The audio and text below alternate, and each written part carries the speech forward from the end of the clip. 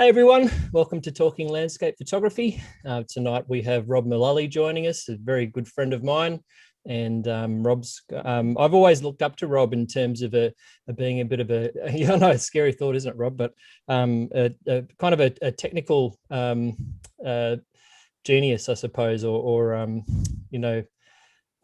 someone that's always looking to the future, to different technologies and trying to incorporate them, riding the wave rather than being the person that actually is swimming after the wave and trying to catch up. So in fact, he's probably even before the wave even grows that big. So it's really quite great to have Rob join us tonight, and sort of get into his mind a little bit, and I'm sure it'll be really fascinating. And we've already talked about a few topics, and I think even myself, I'm going to learn quite a lot tonight. So, or at least just have an enjoyable chat.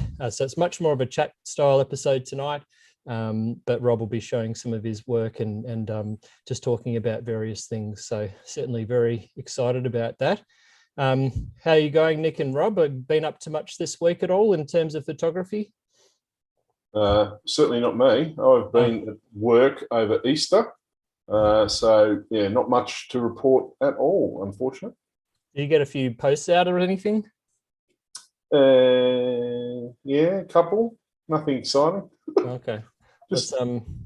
Thanks for all the inspiring words there, Nick. I haven't got anything to talk about. I've just been working over Easter, and that's it. Yeah. No, that's great. Well, I should have probably sort of checked that out before I threw to you. Sorry about that. We'll go over to Rob now. What are you thinking, Rob? As far as what I've been up to this week? Yeah, I was actually delivering photos this week. I had a tourism job a week and a half ago, 7-day shoot, and had to deliver all those photos. So there's a bit of some printing going on, some billboard stuff. So there was a bit of which is as everything I know about printing, I think I learned from your videos. So. Oh, there you go. Yeah. Can you say what the region was at all? Yeah, it was Barrington Coast. Oh, so, cool. Yeah, I think you've done a little bit of work with them before in the past. No, first time. Oh, okay. Awesome. Yeah, it's a beautiful area. So did they get affected by the rains much? So Foster itself, no, but some of the other regions like Tari and Gloucester, that was really, really bad. So I think some of the main streets had like waist high water and stuff like that, which is like probably the last thing you want in general, and then even worse because you had the Easter coming straight up afterwards. So. Yeah. Oh, well, sounds like you were able to make it work, and I'm sure that there'll be fascinating or fantastic images that they'll be very happy with. And that's the sort of work you do, isn't it? A lot, Rob, like sort of shoots for tourism and other organizations. Yeah, also, I mean, I'm a freelance photographer, so as I always say, for cash, I'll shoot anything. But obviously, I've tried to promote myself through social media as landscape outdoors, and because people know me as that, that's what I get referred to. So we'll probably talk about it, but I think you had me on before talking about social media. Yeah, the narrative you put out in your stories and the pieces of work that you publish, or whether it's your website but through social. That's what you get branded as, and so my phone only normally rings when it's some sort of tourism job or sort of outdoor job. So that's kind of a positive of I guess the last 5 years of it all kind of going well. Yeah, and that's always nice when you end up doing work that you also really enjoy like that. And it's sometimes you have to pinch yourself that that's actually the work you're doing, because it's all the experience that you get to go along with it. And something else that I realized on that trip, actually, because obviously last year was pretty horrendous, was that I actually really enjoy the practical part of photography as well. There's something really interesting knowing that the images that you're creating are going to be used. There's a practicalness to it. It's like, and I actually really enjoy that. I think I'm not sure if we've ever talked about Google Maps before, but I'm a bit of a secret Google Maps poster, and I really love. I think we have actually. Yeah, I really got a lot of views on there. I think I don't know how many it is, but it's millions of people will look up like a train station. So it's not like an artistic expression, but it's something quite nice about making like imagery that's, say, for a tourism destination, that's showing elements in a frame that aren't just there for compositional reasons, they're as informational reasons. So where the exit is there a barbecue, is there a toilet block? I actually really, really enjoy that. And so some of the stuff that I did with national parks was similar too. It wasn't just about capturing a beautiful image. It was actually about like where the images are going to be used. So I really enjoyed that sort of thought process. Yeah, so it's much more holistic than just images. It's also helping people with the experience in it, but it's very destination sort of tourism focused, isn't it, in terms of helping people find things. And that certainly would have given you a lot of experience in terms of having that end user in mind, I suppose, with that. So that's kind of cool. I got an email from them, Luke. I got an email from the facilities, I think it's facilities department at National Parks, saying, thank you for the selection of imagery of our facilities. We've had a great selection. Thank you so much. That means that I took amazing photos of toilets. So I'm pretty well, someone's got to do it. And, it's important that people know where to go. I don't think many people want to go in the bush. That's shallow depth of field, through some leaves, getting a nice sort of sun reflection on the toilet block. Someone's got to do it. I'm happy to be that guy. No, they're actually pretty expensive toilet blocks too. I mean, they're not like, they don't just give them away these days. You can put a lot of money into it. So I think it's really, they've done a great service to the community there. Next time you go to a campground in New South Wales and you see a photo of a toilet block, just have a think, that could be my art. What a way to leave a mark on the world. So anywho, I've had a busy Easter as well. I was down in the Tarquine area, or probably more up actually from Hobart, but on the west coast, and was able to do some photography in a sort of a group project. I think it's the Australia's largest environmental arts project, I suppose, called Art for Takina, which is there was almost 100 people, photographers, artists, sculptors, and sculptors. That's what it is, and all of the singers and all sorts of people out there just trying to help to communicate the special place that Takina is, and it's actually under threat from logging, mining, and also off-road four-wheel drive use, and so it's definitely great to get some pictures and content out there, just really helping people to understand how special that place is and why it needs to be protected. Like, it's quite almost outrageous that it's not a national park, or at least or even World Heritage listed, because it's very like what I saw, and hopefully I'm able to put through in the pictures that I took. It's beyond phenomenal, some of those places out there, but very hard to get to at the same time. So I do admire that element to your work, Luke, that you do incorporate that sort of stewardship of the things you take photos of. It's pretty inspiring. Yeah, I think it's really important, because I always think about how, as photographers, we're going out into the landscape, and we're sort of almost profiting off of the landscape, if you like. And so I'm very aware of that, and trying to reduce my impact in terms of maybe the best way for me to do that's to have an environmental message that goes along with it, and also help to support organisations that are also actively helping to support the environment, because if it wasn't for that, I wouldn't have much to take pictures of.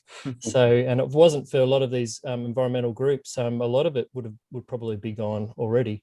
So there's some extremely passionate people down here, and it's quite amazing to see the lengths that they'll go to protect these places. So, and it's still unfathomable that in like 2021, there's rainforests getting cut down, like old growth rainforests, and people driving dirt bikes through ancient Aboriginal cultural sites and things like that. So it's quite astounding that what people allow still.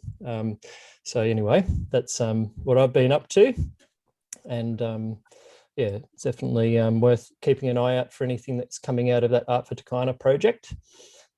So that's awesome. Yeah, so well done, mate. It's a shame that you couldn't join us because of work, Nick. I know that you're very passionate about that area as well.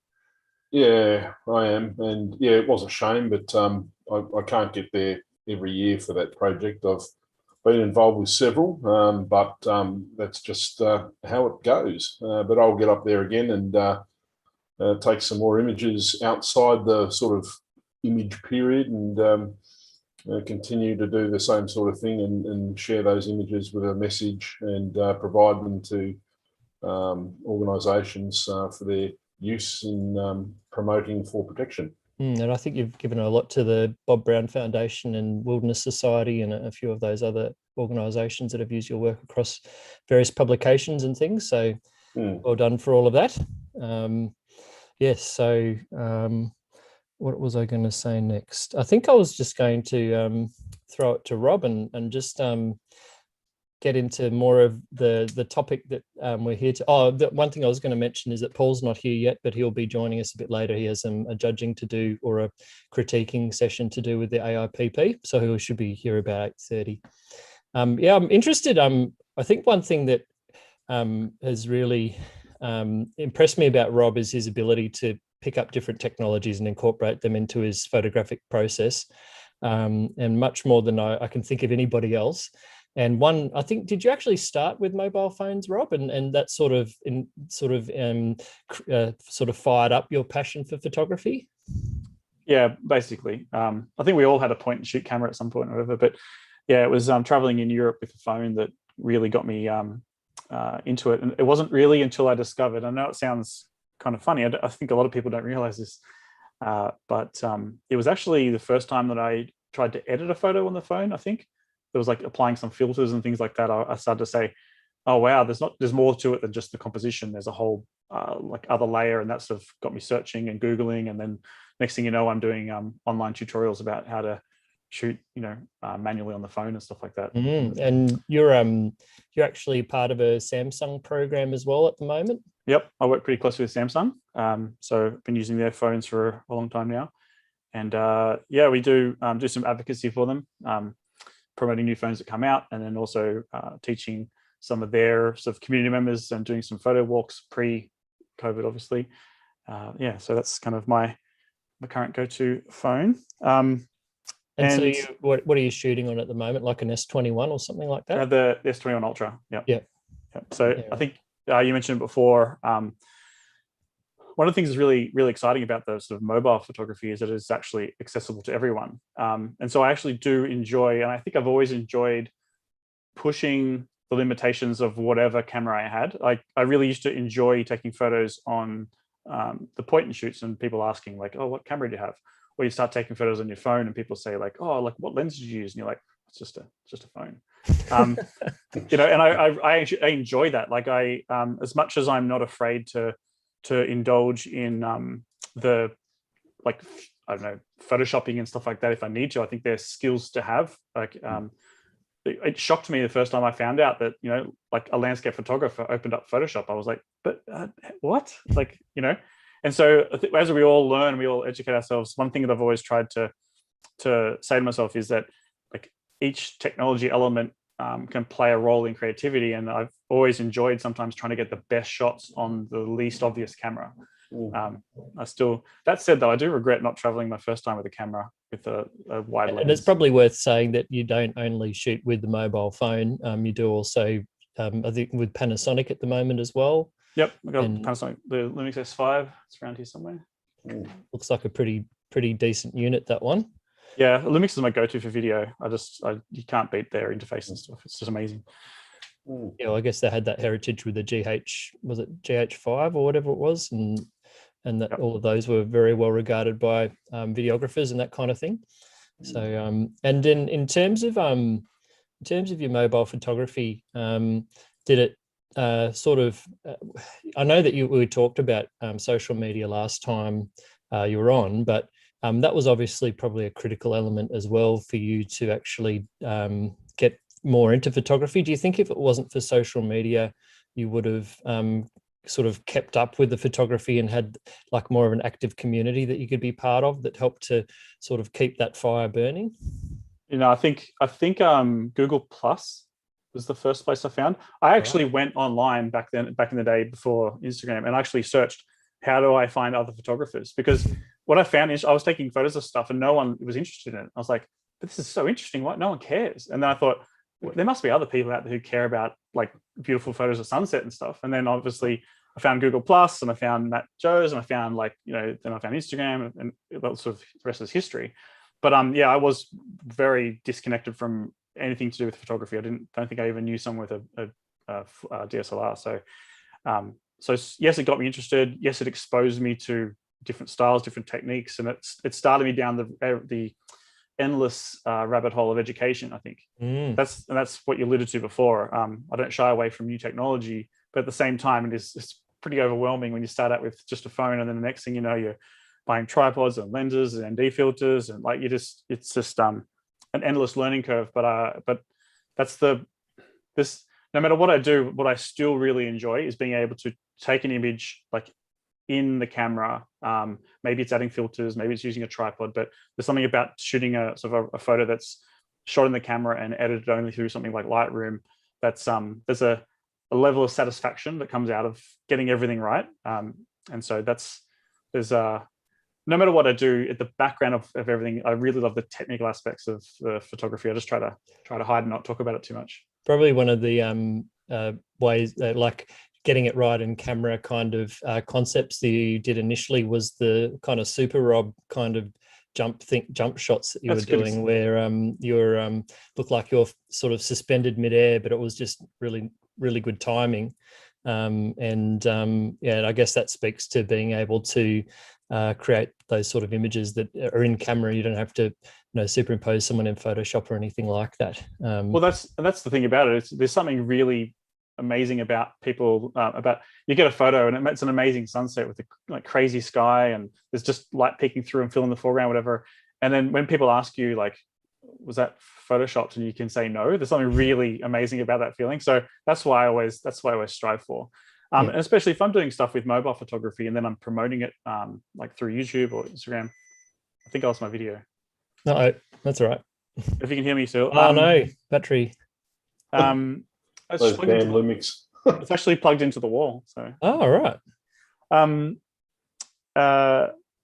We can still hear you, so it's fine. Yeah, it's fine. I've got a separate audio set up. So there's something. If I'm promoting photography equipment, like a camera or a phone or whatever, then there's something even more responsible for me to actually say that I only shot it like on that device and only didn't use any trickery or whatever. So.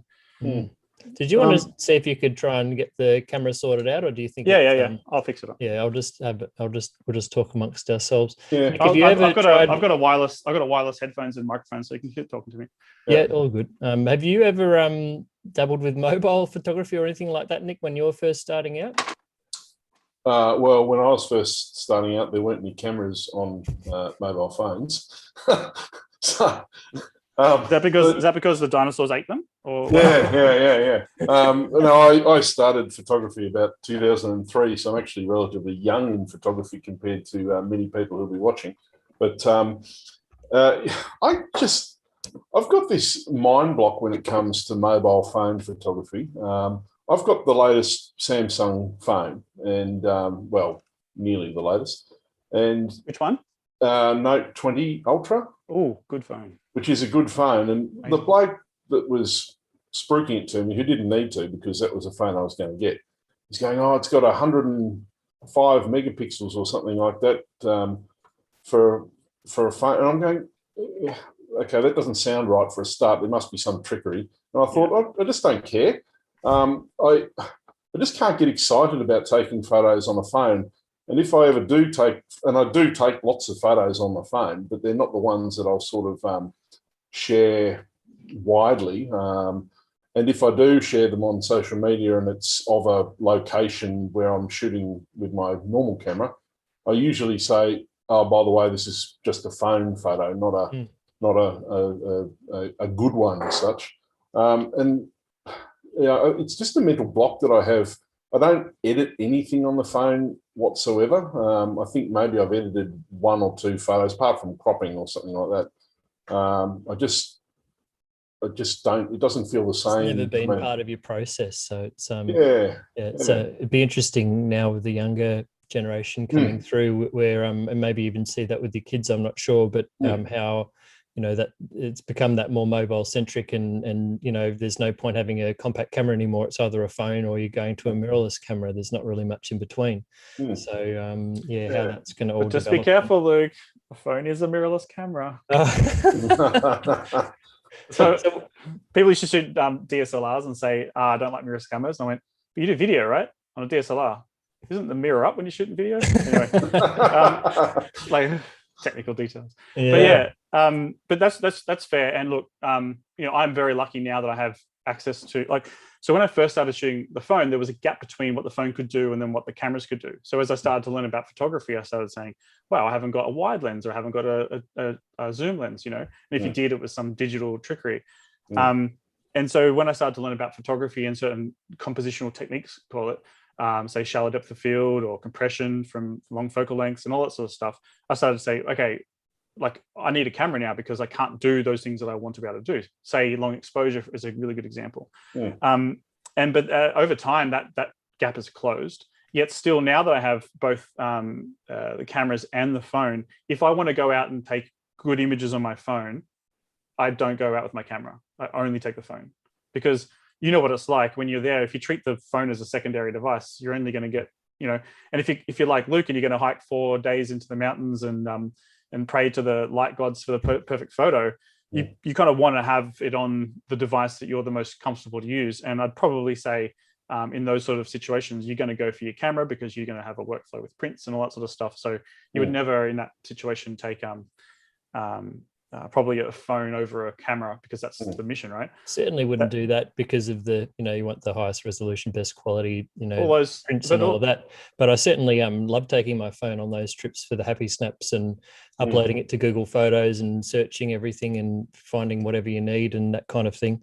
And I did a trip. I got a bit of photography burnout, and I did a trip to Nepal late 2019, and I actually took a lot more photos on my phone than I did on my main camera, and the main purpose of that was to only take photos on my DSLR or mirrorless if I really needed to, thought the scene was worthy of it. And so it was very freeing when you've just got this small device in your pocket that you can actually just pull out and just take some great little shots here and there.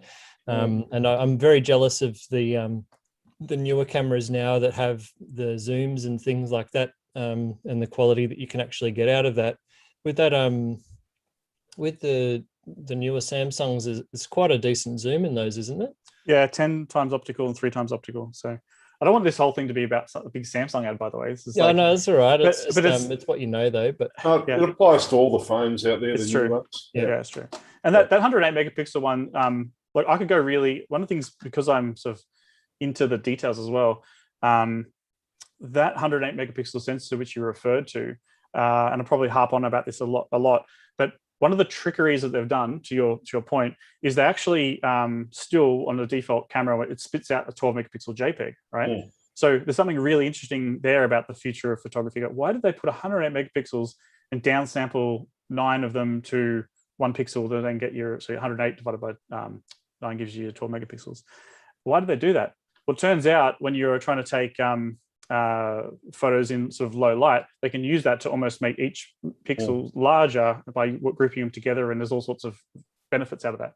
So even though the 108 megapixel is not something you use very often, Luke, do you want me to share my screen? Yeah, please. Really good point. Yeah, go ahead.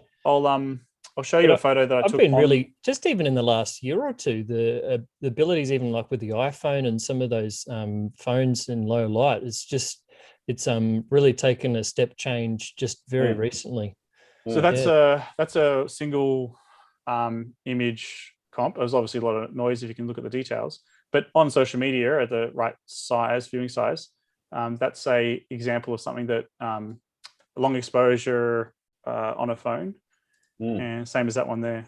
So it's in the Warrumbungles. And so it's not perfect. Like if you look at the details, there's a lot of noise, it's still it's a Milky Way on a phone. And not only that, to the point before, if you're interested in photography and like Luke said, you're passionate about the process of photography and learning photography, this is a fixed aperture mirrorless camera, right? So when I'm shooting this, I'm thinking all the same thoughts and learning about all the same things that you can transfer over to a bigger camera. I've got a tripod, I've got a light to fill the foreground, I've used photo pills to find the location with the composition for Milky Way, I've tried to use the manual focus and do a 15-second or 30-second exposure on the phone, so all the same things you would sort of go through on your bigger camera. I've gone through there on the phone. So, I mean, this is just a photo from Sydney Harbour at sunset. The sky's going crazy. I was out walking with a friend, didn't have my bigger camera, but stopping for a second, thinking like, I'm not just going to take a snap. I'm going to sit down and this is just the standard camera JPEG. But you know, there's photos to be made out of it. But I would say that phones at this point are still probably a stepping stone into photography. So even though they can do low light, at the end of the day, we're talking about dealing with physics, right?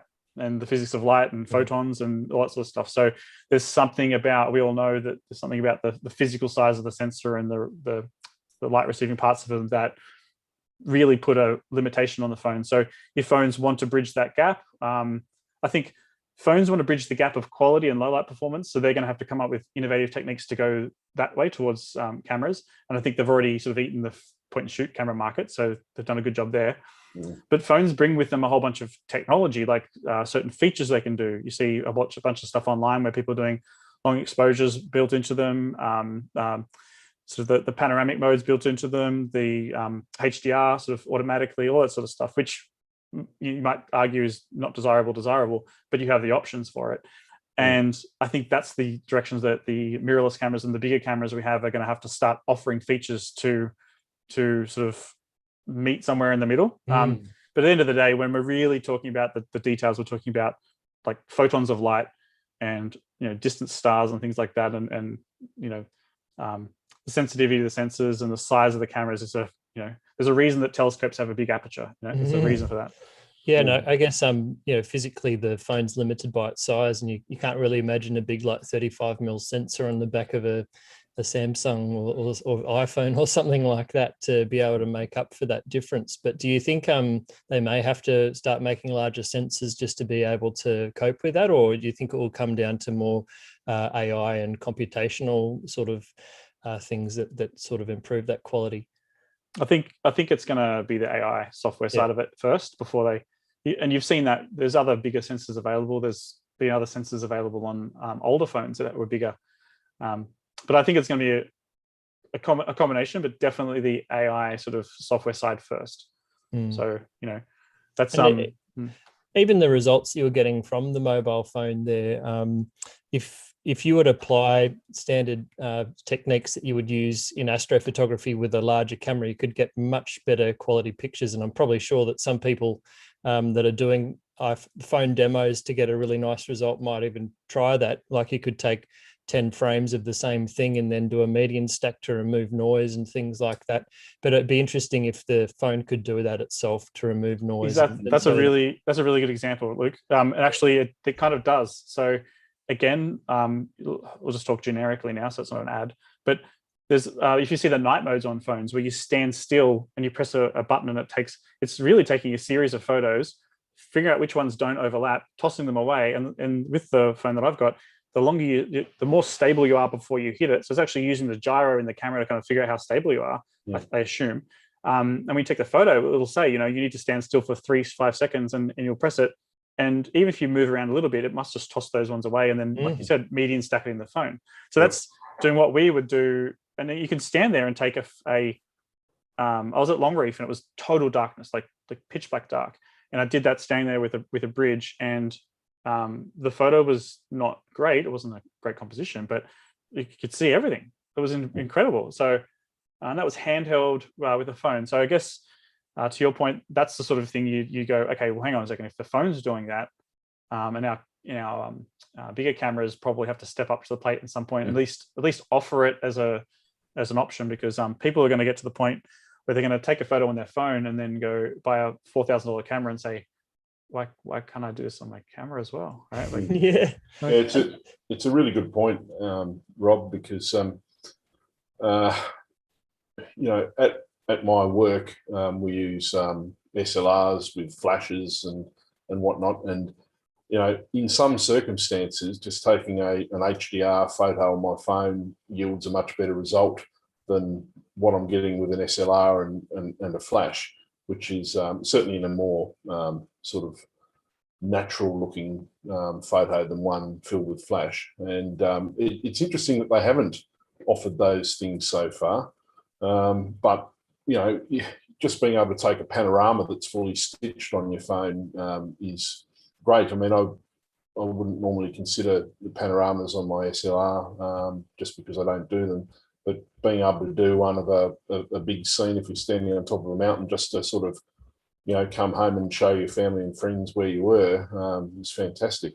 But I just wanted to, just before we move on with that, I just wanted to talk about the nighttime shooting stuff. I've certainly noticed, Luke would have noticed too, we've got an Aurora Australis Facebook group down here in Tasmania, which has got nearly 100,000 members. I think it's huge. And more people are taking photos of the aurora and the night sky with their phones and showing that it is possible. And when the group first started, sort of back in 2013 or around about that time, people were asking, can I take a photo of the aurora on our phone? And everybody just sort of laughed because you couldn't. But now people are, and I mean, you still got the same photographic principles or technical things that you need to do to get a really good photo on your phone, such as putting it on a tripod and getting it into a long exposure mode and stuff like that. And those that don't have photographic experience are not getting great results, but they're getting a result, and it's making them excited. It's making the photography accessible to them, which it otherwise wouldn't be. Yeah, it's a good point. It's definitely a gateway. I mean, that's it got me hooked. So I see your point, and you're right. It wasn't that long ago before it wasn't that long ago where you couldn't take a photo on your phone with it's within the last 12 months. In fact, I actually keep right here. I'm going to reach for it as a prop. Please be the right one. Okay, it's not there. I can't reach it. Okay, but I have a National Geographic. I only have one copy of National Geographic, and I can't remember what year it was. I think it's 70s, and it's of Iceland, right? So it's film photography in Iceland in the 70s. There's a lot of dark stuff, no aurora, like no night sky, no stars, nothing. It's just photos of Iceland, right? And I keep that as a reminder of just, of a whole bunch of other things, but not only for storytelling and things like that, but just as an example of how things change, and there's new opportunities come through technology sometimes, right? There's certain things we can I think Ken Duncan said to me, he goes, I don't like cameras getting newer because now I can't go to sleep at night. I have to stay up to take photos of the stars, right? So there he goes. Luke knows that well. I used to say, look, middle of the day, it's not great light, nothing to take photos of. That's now the perfect time to fly drones, right? Yeah, exactly. So you literally, it's a 24-hour process now. Right? Oh yeah, it's never get any sleep anymore. And but going back to the aurora thing, I actually saw for the first time, like I was shooting with my friend Ben on that last aurora when you came out as well, Nick, and he took a photo, I think, in RAW on the new iPhone, and it was, you could have put that online and people probably wouldn't have thought it was from a phone at all. So yeah, it's really getting scarily good in a way. So but yeah, again, like I think what's really cool about that is until now, I guess people could only go out, and if they didn't have a camera, they could only just sort of see the faint sort of cloud, like it looks like a white wispy sort of cloud. They can't really make it out. But now with the camera, they can actually have a much more enjoyable experience and actually see the color come through on the sensor and on the picture as well. So yeah, it's definitely cool from a night photography perspective for sure. Yeah. We just had a question on the chat, Rob, about what I just answered it in terms of the to get a long exposure, you use the pro mode in the. So on the Samsung, there's a pro mode built into it. On also in Lightroom Mobile, it has the option to go into take a photo area, and you can actually set the settings manually through that. And also, if you're on the Apple branded phone, you can use, I think it's like ProCam and other sort of third-party apps. But I think the Lightroom mobile app is actually really good for taking photos with. And it also will save them in the raw format, right? DNG. Yeah. Yeah, that makes a big difference in terms of editing. I'm yet to take a DNG file on a phone, so I should probably try that and see what I can do with it. Yeah, it's but I think that going back to your point before is that if you're going to take, we all know what it's like. You go out there and you set your camera up and you take a photo, and then you go home, you look at your photos and you go, if I only got like a little bit lower, a little bit further to the left, it would have been much better, right? And obviously it's the same sort of thing with your phone. If you take it out with the purpose of trying to be creative, and you are intentional about it, and you say, I'm going to try and get a cool photo on my phone, and I'm going to like work at it just like you work with your other camera, then you're going to get a way better result, right? And then there's something about actually you'll post it online, and you'll say like, you won't be just saying like, oh, like this is just a phone photo. You'd be like, this is a phone photo. Like, you'd be proud of it. Like the same if you post a photo and it's not a composition of different things. You say like, you're so specific about it. I always list it saying, I've tried to make it a habit of mine to like always disclose if I'm taking a composited photo, which is pretty rare. So I throw up my Instagram stories, is this a composited photo, yes or no? The answer is always no if I ask that question. But if people always think it is, and that's something cool about that, right? Something rewarding. And I think the same thing with phones is like, you could put the cool photo up on your phone in your stories and say, would you think this is on a full frame camera or is it a phone? And to see that people can't tell the difference sometimes, especially with the low res on social media. It's definitely a very cool space. And I've lost the train of thought that I was going to go on to, unfortunately, but it probably wasn't as wise as I would have liked to have thought it would be. We had a question on, or someone sort of mentioned something on YouTube around a Sony IMX800 sensor for mobiles, and that's potentially up to 1 inch. Have you heard much about any of those sort of developments at all? No, but I think in most of the phones these days, I think Sony's pretty much behind most of the sensors as far as I looked into it. Yeah. I've actually started to focus less on what's coming up and more of what's available, because I don't know whether you guys suffer from it, but I end up with way too many cameras. Luke definitely Gear suffers acquisition from that syndrome. That's what his gas. But it's really exciting, and I think like I applaud any company or any person really that's trying to improve and innovate. And like there's a bit of a war going on between every phone that gets released, whether it's iPhone, Huawei, Samsung. They're all trying to sort of capture that market. And as a photographer, I do find it interesting because they obviously have to play the game of trying to keep everything as simple as possible, with also making things as cool and new as possible. So it's accelerating at a pretty rapid pace. And I also think it's quite interesting from a marketing perspective with those phone companies are tending to get people that we know very well involved in terms of established landscape photographers or people with a bit of a decent following and sort of using those people to help to enable which to show that that's possible, I suppose. And so they're trying to bridge that gap, getting people that don't normally shoot with a phone to do that and almost help to promote that. And that's, I think, further bridging that gap as well. So, yeah, very clever moves. Have you ever looked at, I guess you can't really, there's no point really mounting a phone to a drone or anything like that. There is. The cameras, there is. Yeah. The sheer delight of trying it, Luke. Yeah, well, you never. That's right. You never know. Deliver a phone call to someone. But talking about that though, what about lights to drones? Lights is a whole new technology thing too with LED. That's probably something we should talk about. Yeah, I could actually show you if I do my screen sharing thing again, I'll show you a photo.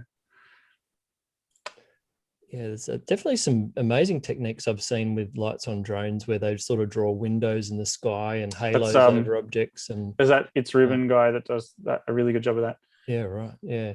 Do you know what the is that wouldn't be done manually? There'd be some sort of program that they use to do that because it's so perfect.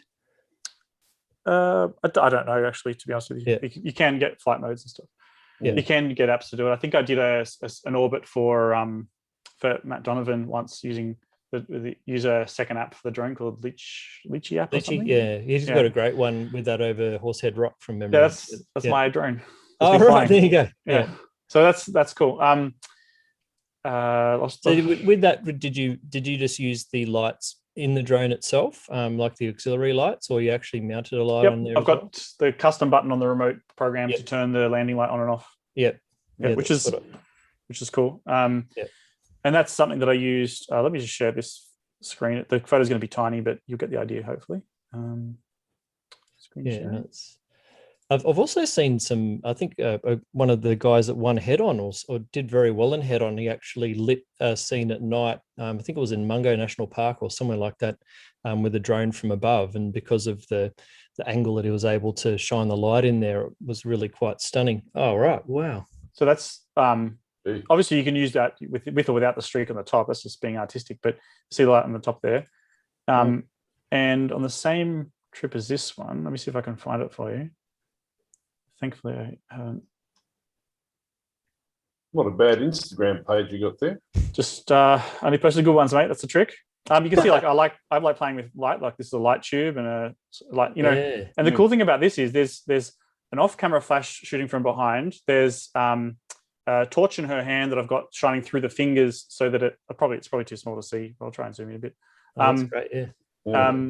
Shooting through her fingers because I know. But Luke, remember I was with you in Flinders, and like if you use your watch, but if you have just a little bit leaking through the fingers, then it kind of creates that star light, you know. So then you know if you stop your aperture down, you're going to get like the star shooting through, and then going for the reflection just to cheat and make the bottom half of the frame interesting, right? So that's cool, and that's obviously a DSLR. There's a photographer that does a great job, but I can't remember. I think you might know of him, but Eric Pear, is it, or someone like that? That's Perry. That's yeah. I think I tagged him in that shot saying inspired by it. Yeah, he's very well worth looking up if you're into light painting. Just amazing portraits with look, it's right next to yours, Luke. There's that's the one I was talking about with you. Oh yeah, that's it. Yeah. Choose our watch, right? Yep. And same as this one. This is the first time I actually tried it, but that's actually a drone. That whole thing's lit by a drone. Yeah, wow. Cool, right? Like, so it's a fun tool. So yeah, you could use it to go out and paint the landscape. Obviously, if you've got your right licensing and you're not flying illegally at nighttime. Yeah, we just need to clarify that, Rob. You can't just fly a drone at night, can you? Well, because I've got my REOC. Yeah, you can. I can. Yeah. So. But generally, if you own a drone and you haven't done the courses and got your licenses and stuff like that, you can't fly at night. No, it's a special condition I think you get now if you have an REOC, a REOC. I think you're pretty well covered straight up with that. But unless you have those qualifications, then yeah, you're meant to only fly in daylight hours, sunrise to sunset. But you can still get some pretty cool shots. Stop down a little bit at dusk, maybe. Yeah, right? That's right. And when I did my drone course, they say that they use it's not sunsets when it's 8 degrees below the horizon or something like that. Right, so there's a little bit of something blue hour there. It's called. I can't remember what it's called. Something time, just after sunset. Civil twilight or something. Or yeah, it's something like that. But there's a special term they use. I can't remember what it's called.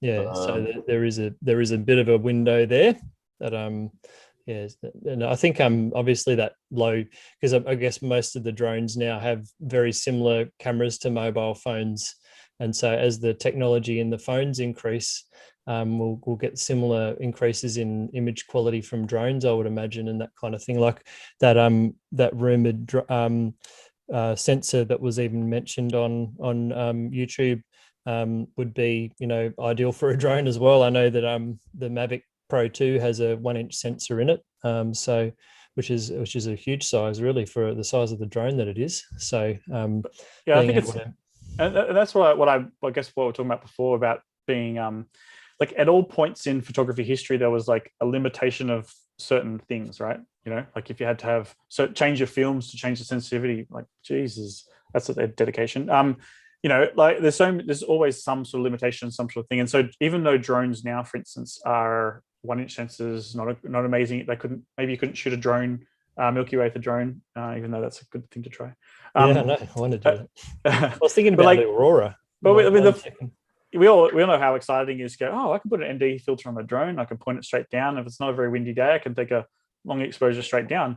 I wonder what that looks like. And that's kind of the creative process of whether you're taking a drone or a 360 camera or a phone or whatever. There's something about that new thing that you might be able to use it in a creative way that you can't do with a bigger camera, or maybe you don't want to risk your bigger camera, you want to try something different. So I think that's something to always think about. You can't fly your DSLR, or you probably can, but you can't do it. So if you can fly the Mavic and you've only got a 1-inch sensor, like what can that excel at, right? And obviously unique down shots or putting it in cool places. One of my favorite things to do with the drone actually is to fly it up. If you can imagine this is of the tree, and you actually fly close to the tree, you actually can frame the actual shot, but you use the tree as the sort of foreground subject, right? So you can still use all of the field, the layering, just to cover up the boring bottom half of the photo. But so you can still, no matter what you're shooting with, you can still be creative with it, and then think, okay, this can do something that I can't do with my other camera. Like, what is it that it can't do? Phones are a good example. I always talk about this. Do you want me to show you my render just because it's funny? Oh yeah, do it. Okay. Let me show that because it's actually to that point. Screen, sure. So this is one of my random hobbies. So this ground plane you can see here, I'll show it, that sort of brownie colored one. That's actually photogrammetry. Have you heard of photogrammetry before? Yeah. Oh yes. Was that using a drone to? No. I took a whole bunch of photos with my camera, just with a Lumix S5, just generic shots, and you run it through some software, and it actually will create a 3D mesh out of it. Anyway, but one of my points was, so I'm just creating this thing for a tutorial I want to try and do. But if I show you, there's a phone here. You see how like the actual sensor of the bottom lens there is actually really close to the water. You can imagine with the SLR camera, when you try and get these reflection shots, you can't get the sort of the sensor low enough sometimes, and you can't fit it in that tiny space either. That's another point. So sometimes when you're out and about, and it's happened to me so many times when I've been out and there's been a crazy sunset, and all I've had is my phone, but then I haven't even got a good composition. So I'm thinking like, okay, where's a puddle I can find, or what can I shoot? And so having these little tricks up your sleeve and knowing that taking a photo, in this particular case, I'm trying to take a photo of a water droplet. That's my right there. Is, and having these techniques that are payoffs for the times that you did take your phone out or and experiment with it in ways that you never really would probably think to put your SLR down against the water puddle, because why would you do that? It's just and also my you can friend see Dex does that. He'll get a photo of the Sydney Opera House and it's reflected, and I was like, wow, where did you find a puddle of water like that? And he was like, oh no, that was the top of a bollard. And yeah. Okay. Fair enough. I was just looking at them a second ago. Yeah, the ones that, and you got a great one too. Was it? You got really low down at one of those steps or something. I remember you have a really great Opera House one reflected as well. So there's an example of a phone reflection shot. There's another phone reflection shot. So like if you put your SLR there, like because you can't get that horizon on the middle line there, it's really, really hard to do, even with like with a bigger camera. The Opera House shot, that's something I was kind of proud of. So this is obviously not a phone shot, but during Vivid and things like that, this is the thing for the Fireys. I really wanted to come up with a unique composition of the Opera House, something that I hadn't seen before. And if I'm totally candid, Luke, when people post reflection shots that are Photoshop mirrors, it triggers me a little bit. It's like it looks something in common. it looks super cool, right? I love seeing them because I go, that looks so cool. But at the same time, I remember when I was learning photography, I was shocked to learn how many photos weren't real, so I've kind of, like, for good or better or for worse, I've maintained that sort of weird vibe around. But I think it's like for you, it really seems to me that you really enjoy the challenge of executing something like that too, and just sort of pulling out Photoshop and creating the reflection there just sort of kind of removes a lot of that challenge, doesn't it? So yeah, but I think I like both as equal. But yeah, there's something definitely. I guess my origins in sort of landscape and wanting to do everything in the camera is the thing that makes me interested in photography to start with. So I've always tried to keep that. Anyway, so this was just that composition with the phone, or is it better with you need the compression of a so now that I have the 3x optical, I will try it. But this is something that I was just proud of getting it because I hadn't seen it before. And so now whenever Vivid's on, I go out and shoot that. Oh, it's gorgeous. Just on the steps there, and great print. Have security guards yell at you and all sorts of stuff. So. But yeah, I think I'll just show you this shot quickly randomly because this is way back in the day. So this is my first ever trip with a camera. And and I was hunting around for compositions. And so that's the entrance to the Vatican there.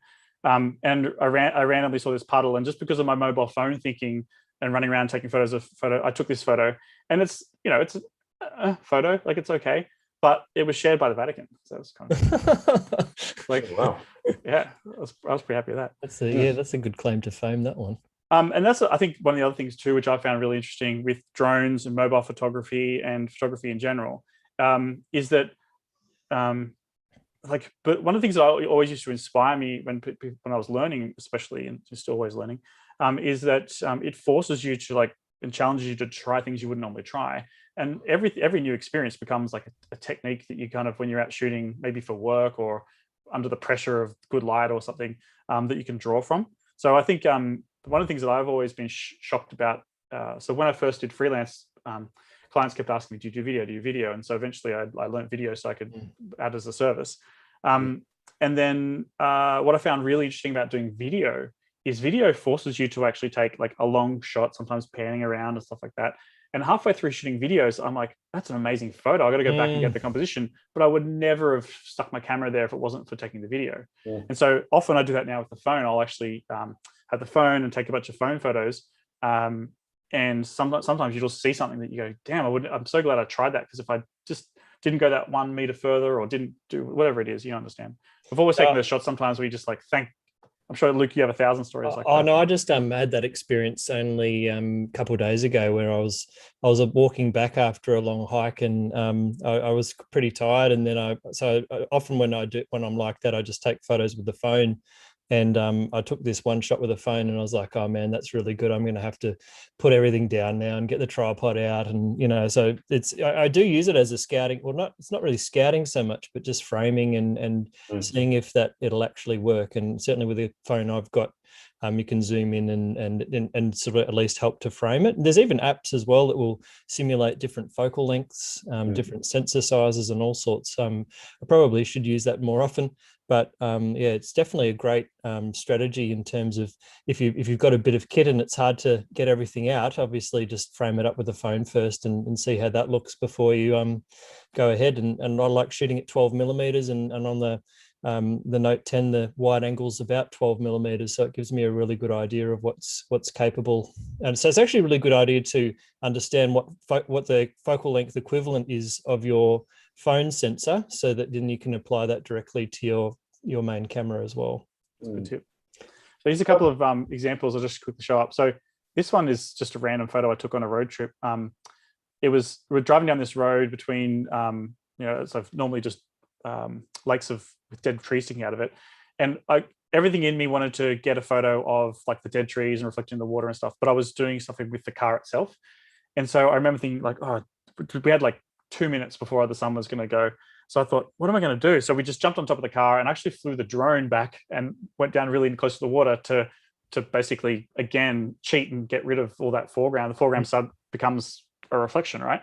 So that's using the drone like I would a phone or a camera, but there's no physically way I could have got to that spot. It's a lake. You can't stand there. You know? So and then the sunlight was gone 1 minute after that. So it's one example. Yeah, well, it's got that great ability to rapidly get into position too, doesn't it? The drone. And that was with the Mavic Pro, and you could actually rotate the camera around, which was amazing. I missed that. I missed that so much. I missed that. Like anyone that knows me well and drones will know that I still rue the day that they got rid of that. So.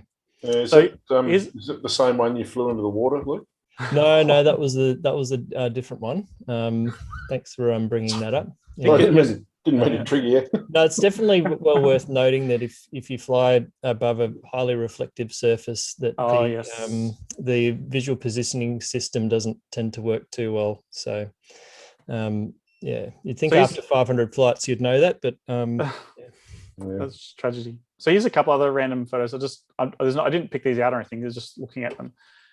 So I'll go for this one first, and I'll zoom in. Is that good enough to see, Luke? So here's an example where I've got phones with me, I've got drones with me, I've got blah blah blah with me. I'm in a national park, so I'm obviously going to not do the drone stuff. We're doing stuff for Tourism Canberra, I think, at this one. But I just want to get creative, and so I got Matt there to hold a light, and obviously I'm not going to get that light flare in the camera unless I'm going to have SLR with the aperture blades, right? So Yep. I know that from stopping it down, I'm going to get the sun flare. I learned that from people doing landscape photography with street lights and stuff. So I really wanted that effect. But then when I took the photo, the sort of creative part of me said, the shadow's not in the right spot. So in this particular case, I was like, all right, got him to move the light to a different spot. So I got the shadow, and then I comped them both together because I wanted the shadow to be on the wall behind him. Makes sense. So that's where I could have done it on my phone. And I've done it in a camera, used the knowledge that I have from seeing amazing landscape photographers like yourself to use that sun star technique. And if I did it on my phone, yes, I probably could have done it, but then I would have had to layer them together, and then I would have had to add a fake star on top of it. So another example of different random things mixed together. So this is actually doing something for like the launch of a Netflix TV show, The Umbrella Academy. It was actually on my birthday, so I was pretty excited to be not doing birthday stuff. I was, and they put this crazy big umbrella on the beach, and everyone was shooting during the day and getting these amazing photos of dancers and drone fly-throughs and stuff. And I'm like, I need to do something that's different, like I wanted to do something that's not everyone else is doing, which is another problem. And so I was lucky that the moon was out. And so I've dressed myself up. I've put my camera into time-lapse mode. I've walked down to the beach, and in my left hand, I've got a camera trigger, which isn't actually triggering the camera. It might have been actually, but I've got a speed light inside the umbrella, shooting light out, and I've cloned it out so you can't see it, but I actually have my drone flying above, which is creating that down shadow on me.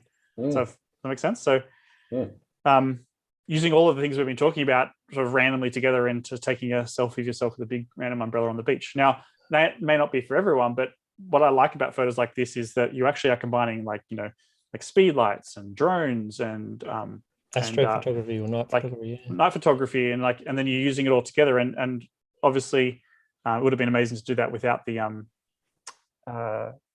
drone as well, but that's how I got the light on the top of the umbrella and stuff. I often think about those sort of skills that you learn, like maybe drones or lighting, or they're like sort of tools in a tool belt, and you can just sort of pull them out and use them as you need. So, and in that case, you didn't have many tools left in the belt, and we're using them all. But have you got the phone underwater at all, or tried any of that? Obviously, the drone's not a good idea, but so for a whole bunch of complicated reasons which I can't go into, no, I haven't. But that's I've got a water housing, so I did some photos with whales and things like that.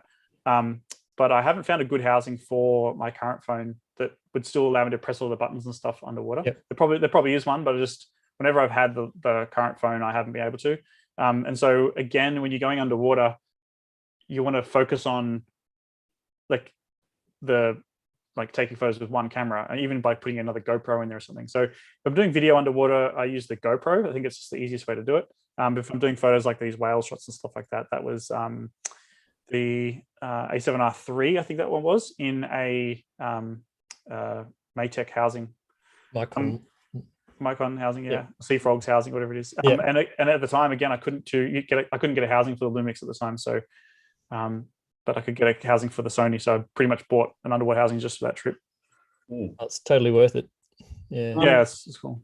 And so also lately you've gotten more into FPV drones as well. It's been not just recently. I've noticed you've been getting into that for a while.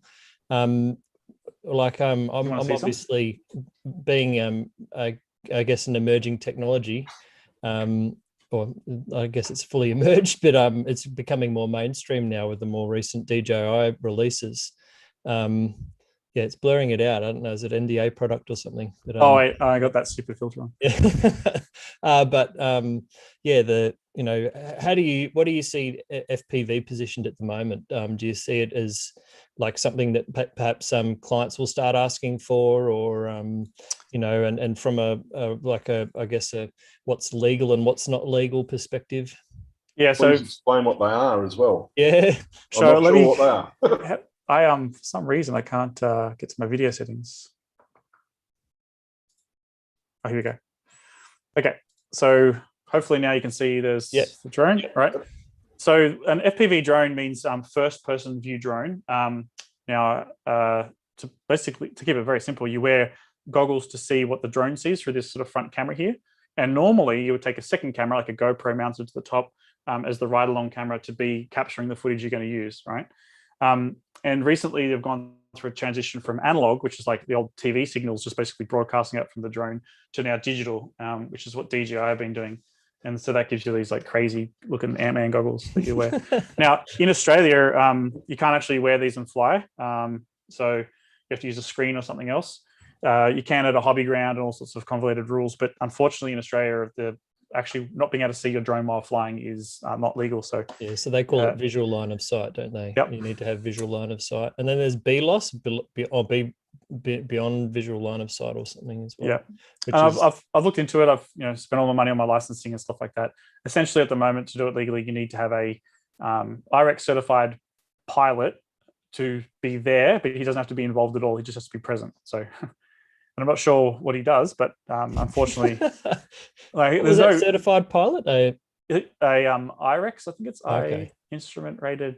I don't remember what it is, but it's all to do with the VOR and all of the stuff you'd need if you're flying an aircraft, using all the instruments and navigation stuff like that. So I'm pretty sure it'd be an amazing skill to have, but it's actually not relevant at all for flying drones. It's just not at all relevant, because all you need to be able to say is see where you are, proximity stuff.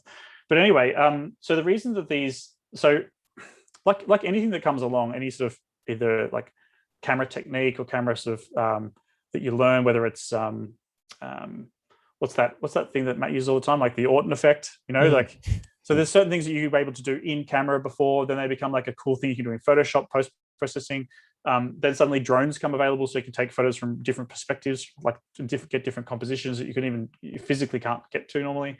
And then you've got things like drones get boring because you go, it's another cinematic drone shot, right?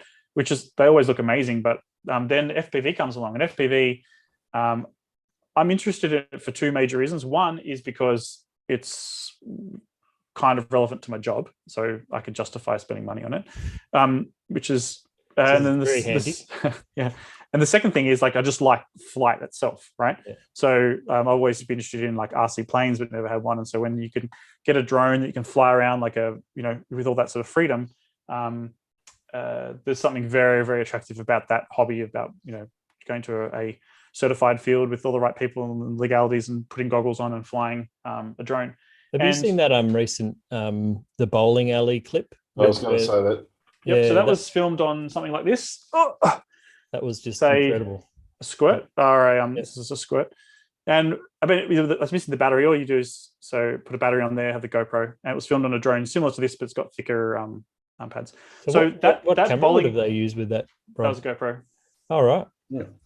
So the interesting thing about those sorts of shots, and that's what got me interested originally, was there's a uniqueness to the type of shot you can get. And so I got into it in 2019 after seeing a couple of shots, but my brain went to, oh my God, that's an amazing way to get a unique video that you can't get any other way. How is it done? Oh, it's a crazy in-depth hobby that's expensive and takes a lot of time to learn. Yes, I'm willing to commit to that. Right. I was actually lucky. I managed to get a job pretty quickly with it. Cool. And thanks to videos like the one you saw, I'm sure there'll be more in the future. It's definitely I couldn't see the writing on the wall there too, in terms of having that immersive sort of from a destination marketing perspective or something like that. People are the more immersive you can make it, the more appealing it is, really. But also remember what I said before about like, as we all know from doing photography, one of the biggest challenges is how much you can actually show in one photo. Like, that's one of the reasons that drones sort of can be appealing for tourism, is because you can get up so high and you can show the whole beach. Like it's kind of hard to beat that when you get a whole beach in the shot. And it's with these drones, and again with the uptick with reels and video as sort of stuff. If you fly really, really fast and you pick a really beautiful line, it can be as good, or if not better, than like a helicopter shot where you're actually able to show two beaches and a rocky outcrop and fly around like a beautiful tree that you would be able to see. And so in a very short amount of time, you're actually able to, tastefully and artistically and show like a whole bunch more than you could with, say, a static drone shot or a slower drone or whatever. So I think Barrington Coast actually have got some stuff out that was really well done by a friend of mine, Cliff, and they've actually so Tourism New South Wales shared it. I think Tourism Australia might have shared it as well. But it's just literally flying along the beaches and things, and it's beautiful. Like, and it's very, very difficult to show that any other way. And the big difference between FPV and like a standard drone as well is that you can essentially fly. Whereas a standard drone, if you want to fly downwards, you basically have to go down like that. But with the FPV, you can actually go down like that, isn't it? Like That's you can true. Actually fly down the cliff, essentially, which you can't really do. Have that sort of perspective. And isn't also the camera angle quite a lot wider too with an FPV? Yeah, so this is the DJI one that just got launched, and I probably have to tap to focus on this, but you can see that it's actually got this adjustable camera.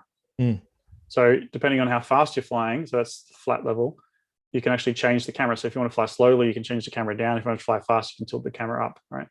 Because it's flying like that. So that's something that you couldn't do on these other ones you build yourself, right? You couldn't fly that. So that's, again, one of those things where you go, okay, that's a differentiator. Tap back on my face. That's a differentiator.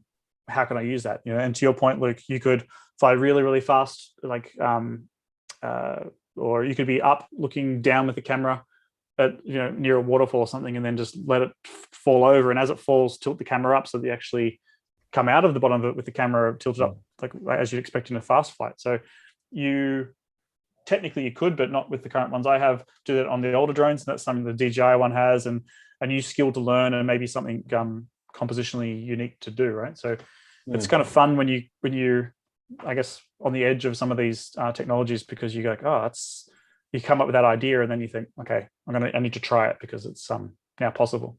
And do you find? I'll let you go, Nick.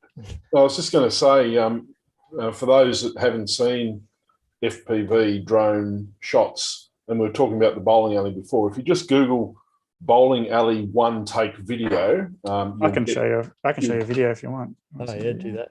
You'll get that incredible video of the bowling alley. It's quite amazing. But in terms of a shot like that, Rob, is the pilot must have hundreds and hundreds of hours under their belt to be able to achieve something like that? No, because of the simulators you get on your computer, you can actually. So this is. I'm not sure this is going to play very well because of the whole streaming thing. But you'll be able to see it on Rob's YouTube channel too if you wanted to check it out. Yeah. But the cool thing about this sort of video shot of works flying better around, like that, Rob. Yeah, is that you can actually use a lot of the skills in, I don't want to say cinematography because that's offending cinematographers, but in video work as you can in landscape work, right? There's a lot of similarities of being like, how you're going to frame it, like where you're going to start the shot from, where you're going to end the shot from. Is it going to be visually interesting the whole way through the lines and stuff? So I'm just going to fast forward to the most exciting part of this one. But like, here's a shot of a car. Oh, here's a shot of there's a car somewhere. A car. You know, you can't do that with a normal drone. Where's the see if I can skip through the video here for you. Okay, so this is the most exciting part. And this is just a pleasure to do. It's fun. And obviously, you know, there's risks involved and all the precautions you take, a lot of money on the line, but so. Oh, wow, look at that. Yeah, so that's a lot of fun, right? And so there's the cinematography part of it, there's unique visuals part of it, but also there's just the enjoyment of having something new to learn in the learning curve. So yes, now I can solder. Now you can what, sorry? Solder. Yeah. Building the drone. Yeah, I can solder, electronic soldering. Oh, okay, got it.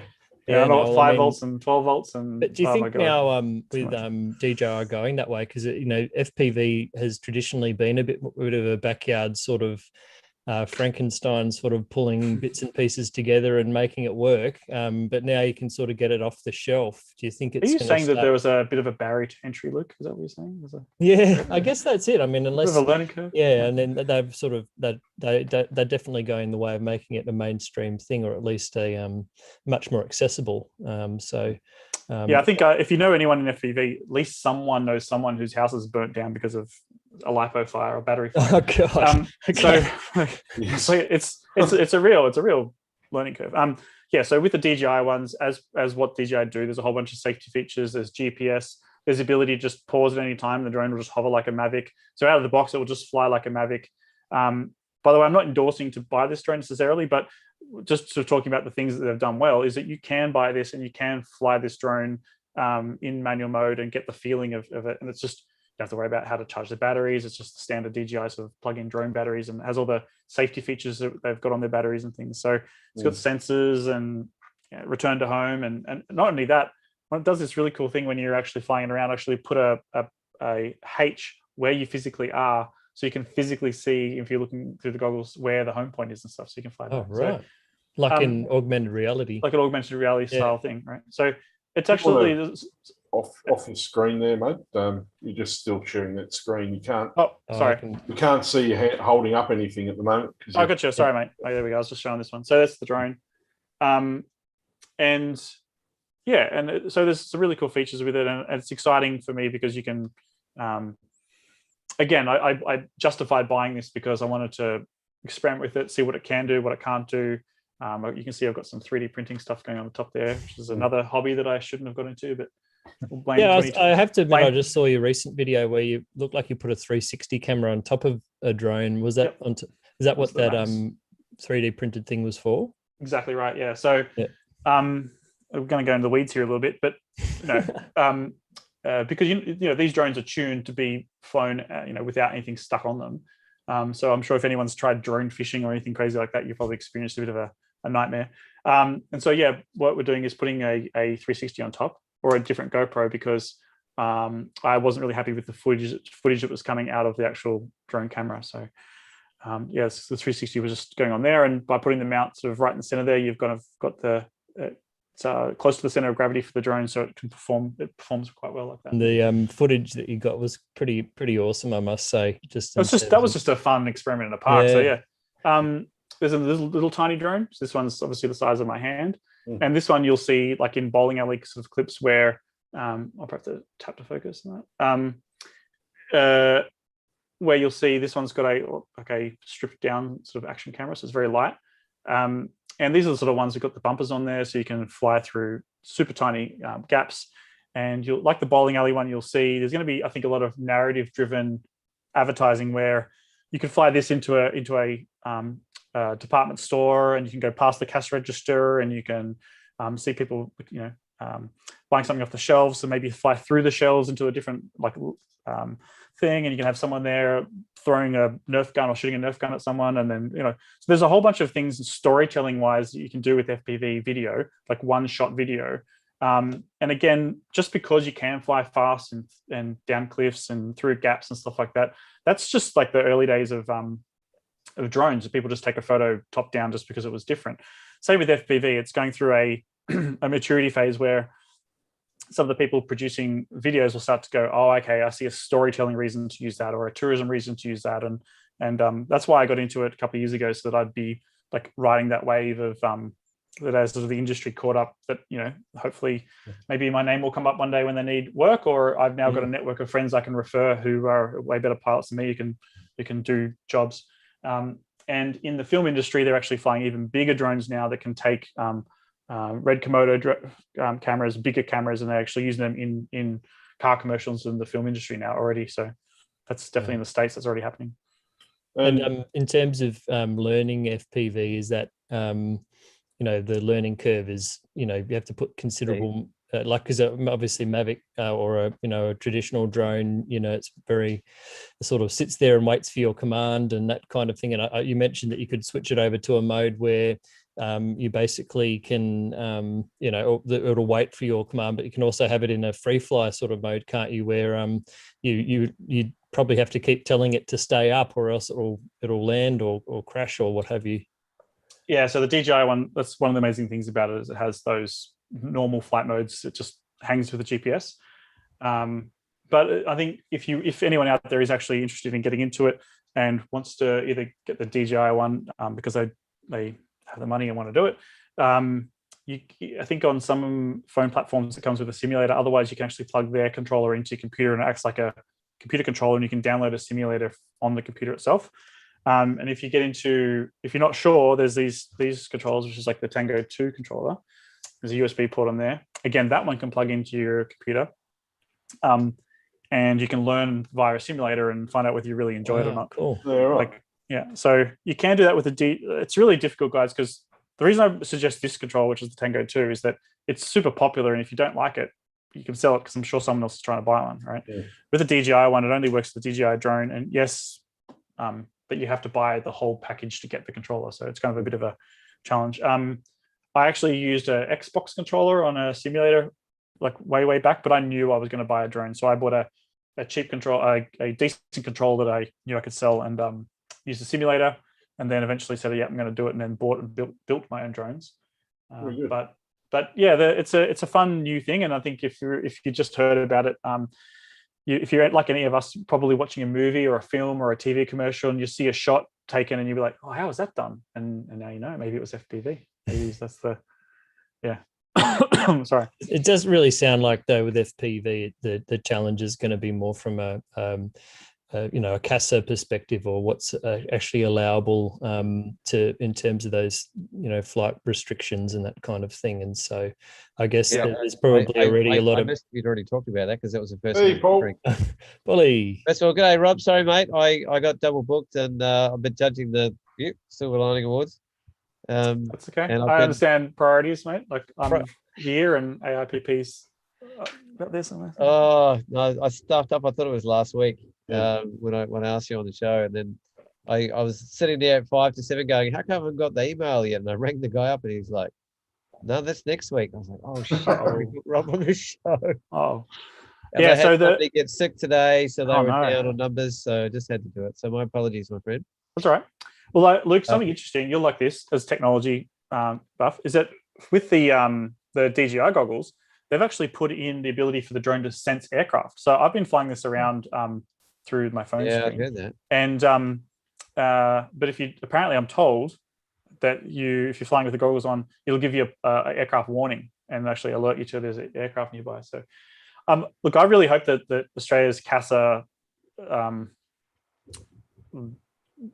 of makes the laws similar to New Zealand and America and other countries where you can fly FPV and all you need is someone next to you as a spotter. I think that's reasonable. But to have the spotter have to have an aircraft rated license that isn't relevant to actually being for safety. It's pretty obvious if you're going to hit something or there's a safety hazard or something like that. It's a shame at the moment because it's just red tape in it. But at the end of the day, I always go by the rules, and so that's the rules. That's the rules. But I think if you're working professionally, you've got a lot of risk if you don't. So well, now I know what the red tape is. I just have to make sure that I get the right approval and I find a pilot to bring along to stand there and do nothing, I guess.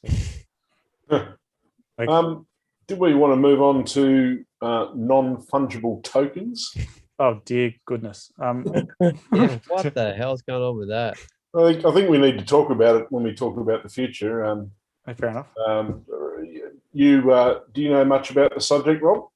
I know enough to be too dangerous a bit. Good, because we don't.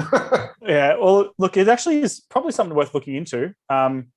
With all of you working in that sort of, I guess you would say, fine art space, like with prints. And I think there's a couple of things to look into. Is one, what is it? What's the technology? And two, like, what are the rights for the photographer and who owns the photo and how's it all work? So, what is an NFT? Look, at the end of the day, the simplest way to explain it probably is that it's a new way for people to show ownership of a digital product. Like if you physically bought something, I assume from an auction, you would get like a bit of paper to say that you're the owner, and there's probably something stuck onto the back of the artwork to say that that's the original. And this is kind of a digital way of doing that. And the world has gone a little bit crazy.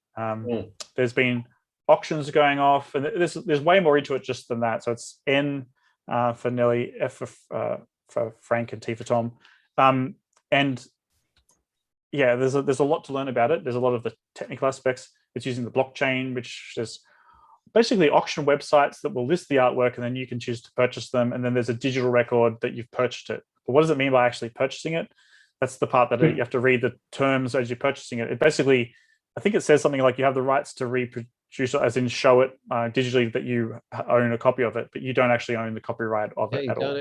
Right, that's no. part of it. So it's a really weird space, and then I guess you say, why would you do it? Well, it's cool because it's a new market and it's probably just fleshing itself out, but it allows digital artists who are creating something purely digital to actually have a place to sell their stuff, which is kind of cool. And then just like any marketplace, there's a bit of a gambling process that if you buy something off someone who is famous or becomes famous, then maybe in the future, if this market still exists, someone will then want to trade that token with you to say, yes, I want to be the owner of that token, just so I can show that I am the owner of that artwork or whatever. So is it basically one-off then? Like some mixture, Luke. So there's a mixture it of them. depends on what you say, like if it's limited edition or what have you. You got it. So it depends how you set up each one. It's a pretty open sort of thing, isn't it? It's hard to get your head around. If you just Google non-fungible tokens or NFTs, there are just an article after article after article that will tell you what they are and how they work. It's pretty hard to explain in words exactly how it all comes together, but it's just like sort of Bitcoin for copyright, sort of. Would that be a... Yeah, I think I can't remember what the non-fungible part means, but I think it's something to do that each token's worth the same amount. So it's actually like more of a ledger of ownership than it is actually some coin that can go up and down in value inherently itself. So it's only whatever the value is, only whatever someone wants to trade for it. But because there's a record there, it also means that any sale of that digital art in the future, the original artist who lists it can actually say, I want to always get 10% of whatever sale value it goes for in the future. So the artist can keep making money into the future.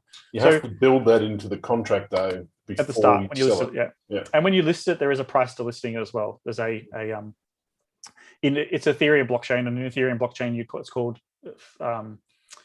steam, the fuel. I can't remember what it's called. But basically gas. It's called gas. That's right.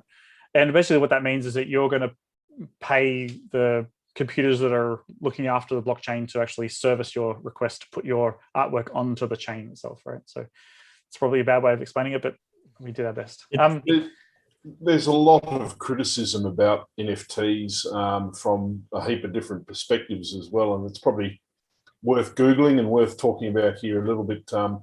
There's environmental perspectives, which we'll have a quick talk about, and there's also the fact that a lot of people, or a few people, seem to be making a lot of money, and there's a lot of talk that the rest of it's a bit of a scam for people who are setting up NFTs and paying someone to set it up and then not selling their NFT. So yeah, let's talk about those aspects as well. Before we go down that rabbit hole, I think they're all valid points. The thing to take away from this is that as people who are creating photography and artwork and digital content, this is actually exciting because it does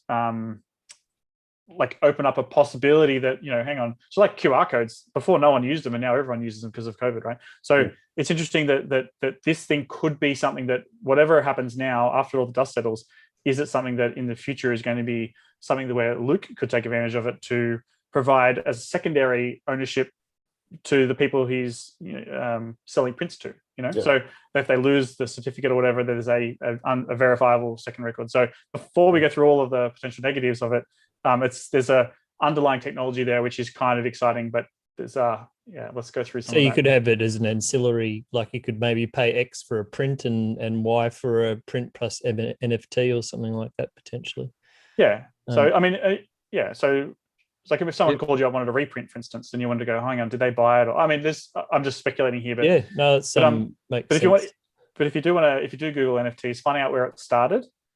That's it might make you take it less seriously. So Nick, I'm keen to hear some of this stuff about the environment, mate. So keen to hear that. Well, look, I'm not an expert on it, and I've only read a few articles on it, so I don't know fully. But basically, it's the same sort of concern that people have about Bitcoin. It's essentially the same thing with the blockchain, and that it requires a huge amount of electricity to run the computers, to do the computing, to generate these tokens. And I can't remember. Yeah, it's all the mining, they call it mining, Bitcoin mining. Where they actually it's the computers are actually running through all of the blockchain. I don't know how it all works, but they're actually the ones that are keeping the whole thing going, and that's what the mining process actually is. So it used to be very well worth your while to do the mining, but I think they've got huge big mining places in China and other places where it's just become not really a valuable thing to do, but it's definitely an interesting space, and certainly has that environmental impact from an electricity perspective. But I guess at the end of the day, too, it depends on how that electricity is generated. There are a few aspects to that. There's a. I'm just trying to find it now. There was a photographer or someone an artist that actually calculated how much it would take to create their NFT or a series of NFTs, and it was a huge amount. I can't really find it. Let's just imagine they were running on solar panels, shall we? Well, that's the argument that those coming back again. Yeah, so a lot of people are saying they're bad for the environment because of the carbon footprint, and the argument that others have is that, you know, if they're running on renewables, then what's the problem? If you set up the renewables and run it all off renewables, but obviously that's not all happening at the moment. But I think that's the goal, because people see there's an inherent problem with this, and they want to change to a system where it's not costing the environment. So, you know, it's a negative at the moment, but it may not be a negative in the future as things adjust and equalise. But certainly if the cost of renewables becomes cheaper than the alternatives, then you'd think that everyone would shift to that anyway.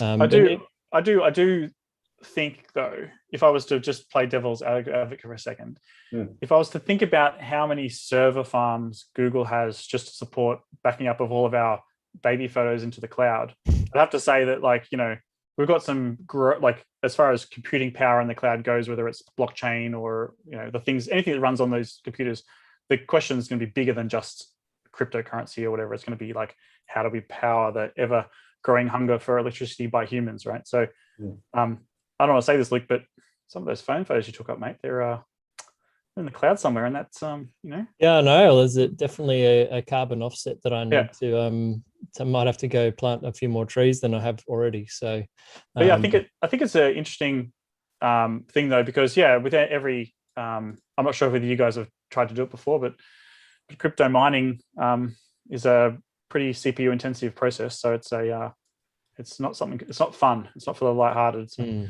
I have a feeling that most of that stuff's going to be pushed further and further into bigger data centers. I don't think once be a big mining farm sort of thing. Yeah.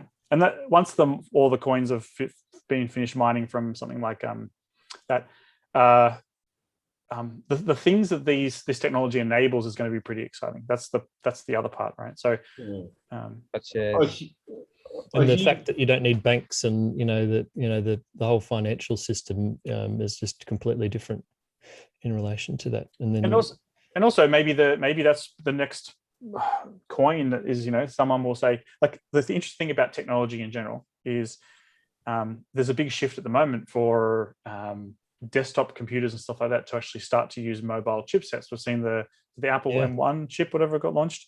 And, Windows has been, a couple of years ago, got recoded in the background so that there's a version of it that can run on phones as well, right?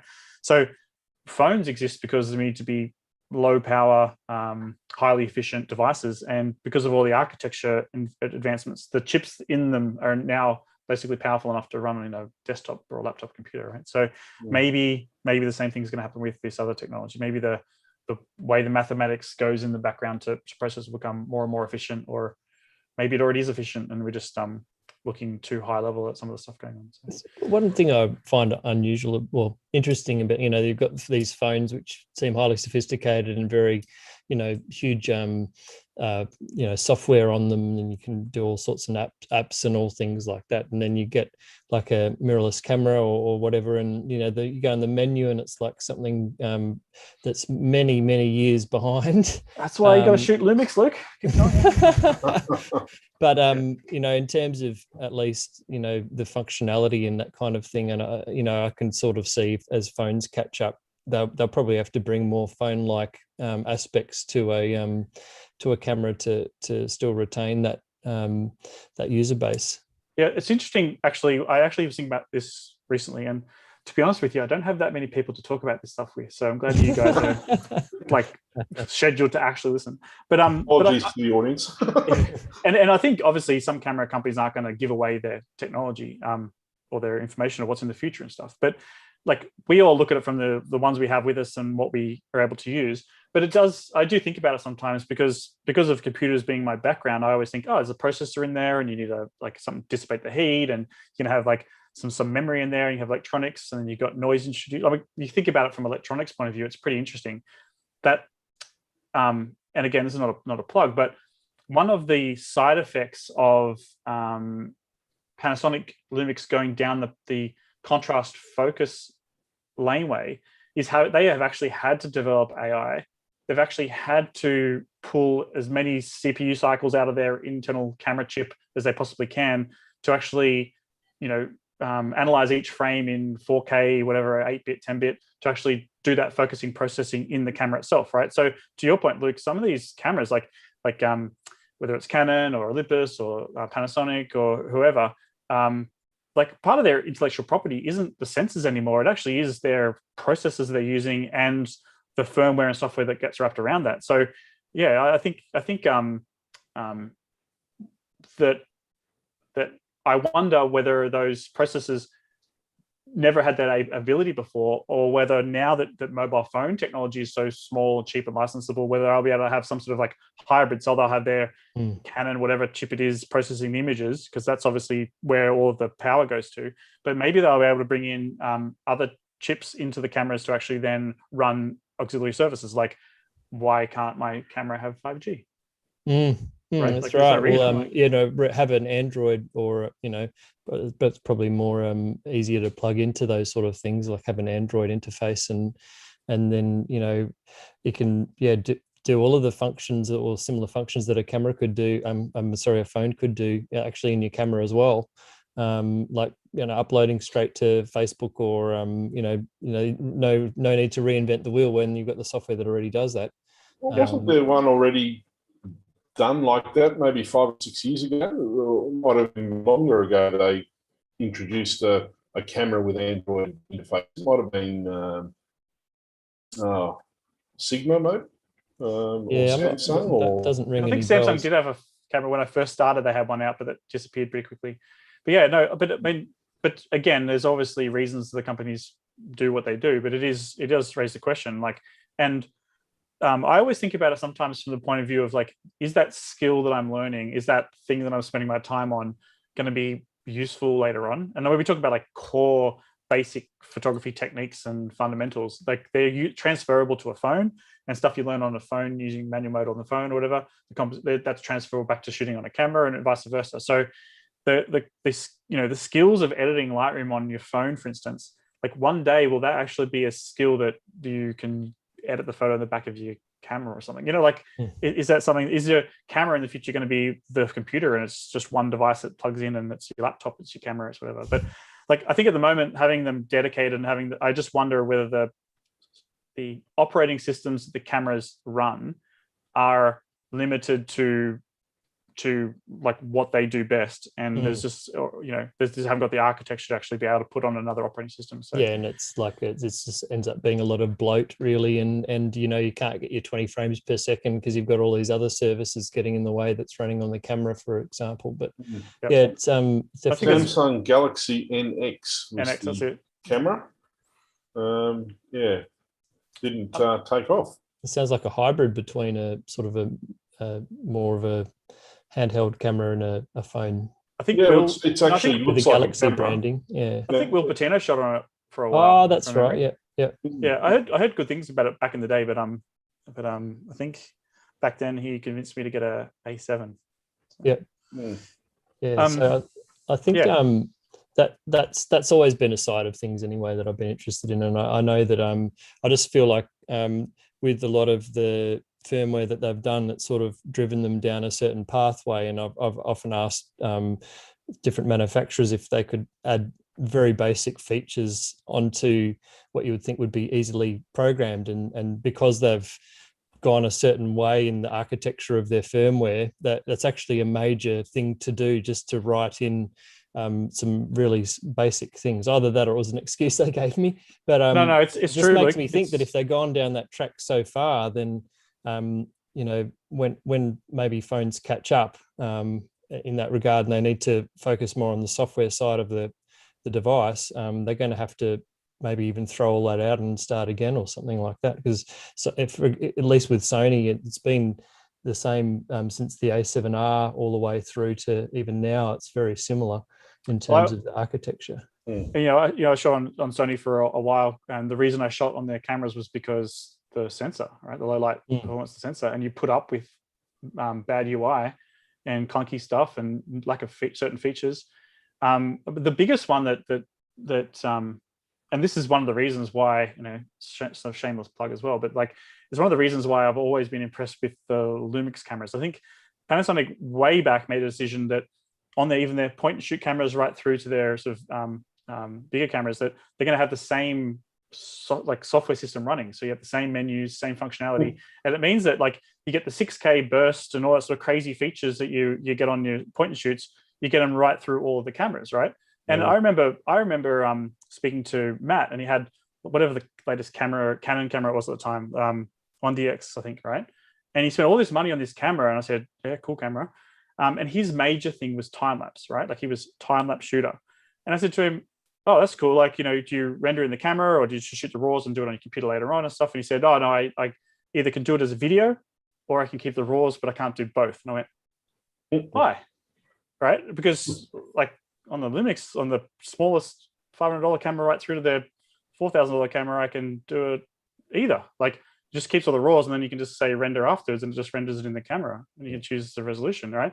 And he's like never really kind of grasped what I was telling him. And then recently he started playing with the I think it's the S1R when he's in the UK, and he's like his mind was blown that he could actually shoot raws and then render the video in camera, or choose to do one or the other, right? So I think the fact that the Lumix made these early software decisions, their inclusion of like amazing touch interfaces and the menu systems, like early days, means that it doesn't feel clunky when you're using their cameras. Like, if you're looking through the viewfinder and you put your thumb on the screen, it turns into a spot where you can just drag the cursor around, right? They've been doing that since 2017, 16. Yeah. Whereas a lot of the other cameras, because of what you said, Luke, I think that they've gone down a particular pathway with their technology. They have to bolt on these features where they're not just easily to enable. So I think that's going to, gives people an opportunity, but I don't think it's, what's the expression? Changing the wings on a plane while it's flying. So there's a bit of you've got existing user base and functionality and investments down a path. I think to change directions can be really, really hard. So I think and the repercussions for something not working right will, just a shockwave will just happen straight away, and everyone will lose faith in it overnight if it's not right, and all of those sort of things. So it's a risk. Yeah. So I always told Panasonic I was excited when their full frame cameras would come out, and I don't know what the actual sensors in the Lumix cameras are. I'm going to take a guess and say that they're Sony sensors. So now I have a Sony sensor in a camera that has all these bells and whistles that I've dreamed of having, and so I've kind of got the best of both worlds, right? Like, well, I've often thought that in relation to Nikon, where I don't know if I don't think the 850 has it, but even in the 810, and I think that was a Sony sensor, and I was very impressed at what they were able to get out of that sensor, and in some ways like ISO 64 and things like that. To me, I really wish that Sony could tune their own sensors and do those sort of things. So I thought that was quite an interesting concept. They should be able to, Luke. I mean, they are Sony sensors. They're Sony made sensors. They're physically made by Sony, but they're tweaked by Nikon. So Nikon do their own bits and pieces to it. There's no reason why a Sony camera can't have ISO 64. They just have to work out how to do it, I suppose. Yeah, it's just how you tune it or. And also I think you have to remember, like, I don't know how the Sony divisions, I'm sure it's a different company physically. But I'm sure there's a bunch of deals going on about, who's allowed to have what sensor and who I can sell this one to and what features are allowed to. Like, I'm sure there's a whole bunch of toing and froing going on for people trying to get access to technology that a company who's their technical competition might be sitting on. I don't know. I think there's actually such a division between Sony sensor division and Sony imaging that they can't talk to each other about the others, the technology that people are buying. So Panasonic or Nikon are buying a Sony sensor or using their own sort of tweaked Sony sensor. Sony make it, but they can't tell Sony, the imaging side, what they're doing. And I'm pretty sure that's a very strict arrangement, and it has to be. It would make sense from an IP perspective. Yeah, for sure. exactly. Yeah. Well, then ignore everything I said then. So Luke, I think the S5 is the example, because I know you have a whole thing about pixels and stuff getting eaten. I don't know. But I remember Luke's thing with he realizing that the Star Eater. camera, the Star Eater software issue, or whatever it was. So this one has the base ISO is 640, and I think the second native ISO is either 4000. I think it's 4000, which is right. Oh, okay. Second base ISO is 4000. I think from memory. That's crazy, right? The base ISO is 640. So you get dual native ISO. And I think it's 640 and 4000. So that's like basically makes it ISO invariant. You can have two base ISOs. So yeah, if you try and shoot a photo just below 6000 ISO, you see the noise you'd expect at a high ISO. Then you go up to 6000 and suddenly it's clean again. You're like, wait, what just happened? Is that quite similar across different cameras? You just got to know which one it is. It's worthwhile if you've got a camera with dual native ISOs to figure out what they are, because if you're creeping up towards that higher one, you may as well jump to it. Is it as good as the base native ISO? I haven't tested side by sides to see it, but there's a website called Photons to Photos, and you can actually look at all of the charts and basically see where the gain, or however it works, kicks in at the different points. And for example, I think it's with the A7R4, there's a kicks in at ISO 640. So there's a much bigger advantage shooting at 640, for example, than maybe 400 or something like that. I can't remember off the top of my head what it is, but I just remember the figure 640. And I think even with the R5, there was another, I think it was, I can't quite remember off the top of my head, but there's another value of ISO that you could shoot at that's actually, you get more benefit out of it. So, and that's the 400, it was better than 200. I think that's more in terms of dynamic range, but you can also 800 was a cutoff point where it went invariant after that, I think you said. Yeah, that's right. So it's well worth looking into that. And for those that don't know, the term ISO invariant basically means that if you shoot it at ISO 800 and increase it by, I think it's 3 stops, it'll basically look exactly like it would be if you took this shot at ISO 6400.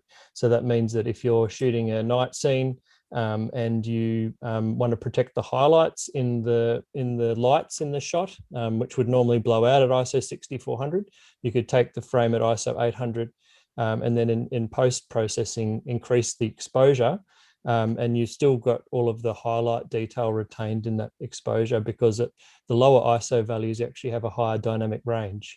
So there's in certain situations, there's a huge benefit in being able to have an ISO invariant camera, and these days most of the mirrorless cameras actually are. So it's a concept worth looking into. I generally still shoot at ISO 6400, but technically that's probably not the better thing to do, because at ISO 6400 you have much lower dynamic range, and so you really can't push the file as far as you could if it was ISO 800. But if I don't have any highlights I need to protect, then the outcome's probably pretty much exactly the same anyway. Have you tried that sort of thing, Rob? Yeah, but I always get scared, and then I just bracket to make sure. No, there's I've always, like, it depends on the shot, right? Sometimes I'll shoot a bunch just to make sure I've got all the different ones. But yeah, my understanding of the native ISOs that I have, I think is different to the invariance that Luke's talking about. But I do understand it. I mean, tell me if this is right or wrong, Luke, because basically everything I know about from landscape photography comes from you. Sweet. I hang out with Luke and I go, oh, damn, I need a new tripod. I hang out with Luke and I go, oh, damn. I'm good. I'm a salesman that never makes any money. That's I think I actually own 2 of your lenses, Luke. Every time I hang out with you, I buy a lens off you. So managed to do that too. So yeah, I think my understanding of, like, we've got film ISO, and I think a lot of people, especially with the early digital technology, you know, it actually matched up pretty well. But I think as the technology's improved and I guess you want to say that the sensor, I say like insulation or something like EMF protection, is that you're able to go up to higher ISOs and things like that because the electronics of the camera is actually better and insulated from interference of things. So I think that the 1-to-1 ratio of ISO performance and granularity or noise in the photo isn't what it was before. I think these days the technology has improved to the point where the way that I communicate it, and this is what I'd like you to clarify, Luke, because if it's wrong, I need to go back and tell about 1,000 people that it's wrong. But I like to think about it like when you're listening to music and you can turn the music up to a certain point, and then you start to hear the artifacting from trying to boost the crackling in the audio, right? And so you can go up to about 75, 80, and then it starts to go out of control. And depending on what you're playing it on, lots of stuff, maybe you can take it to 20 or 30. And so with any camera that I have, I'll go out and shoot a bunch of photos purely for the sake of testing the ISO performance, right? Knowing how far I can push it. Then when I get back to my computer later on, looking at all the files and seeing, how much noise is in there and how far I can push the camera. So if I'm in a situation where I really need to get the most out of it, I'm not using the ISO that I've been using on my camera from 2 years ago. I'm actually using the ISO that can be tolerated by that camera's electronics. Is that?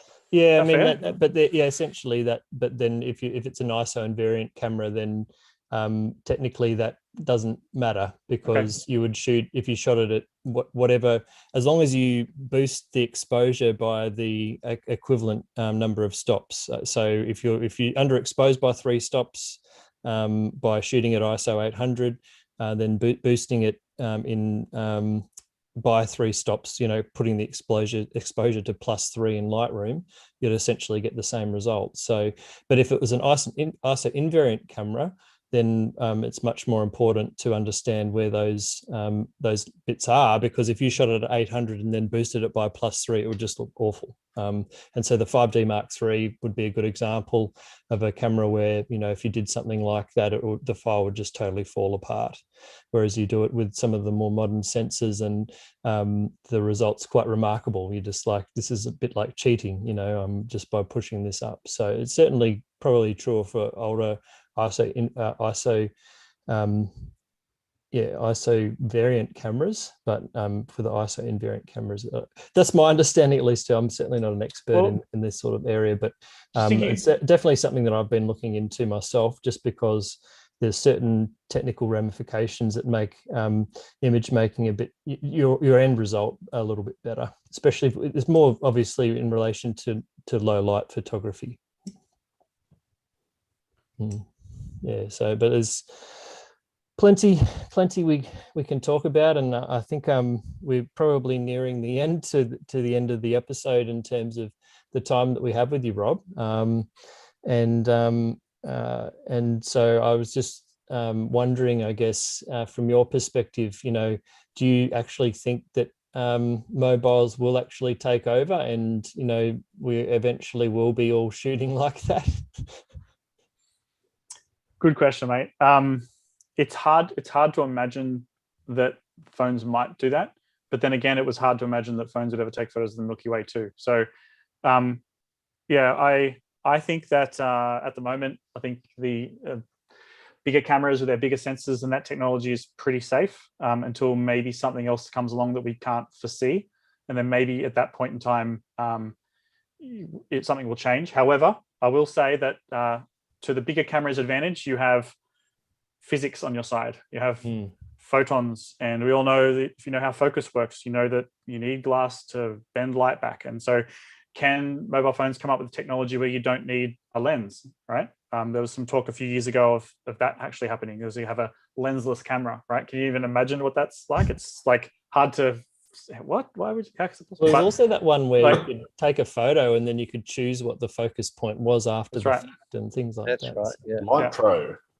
Yeah. So some of those technologies didn't prove to come to fruition, etc. But I think that if we all could be blindsided. So I'd say right now it's hard to imagine it, but I could very easily see a technology coming along that is able to have all the advantages of the bigger camera that you can do on a smaller one.